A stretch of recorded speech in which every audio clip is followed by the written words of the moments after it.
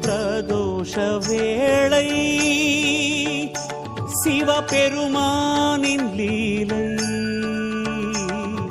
பிரதோஷ வேளை சிவபெருமானின் லீலை. அந்தி மாலையில் நந்தி வாகனன் ஆடல் யோகமோ புதுத்தவம்.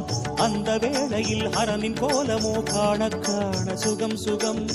ஆதிலிங்க ஈசனை நாமம் சொல்லி வேண்டிட அல்லல் போகும் தோஷம் நீங்கும் யாவும் அற்புதமே.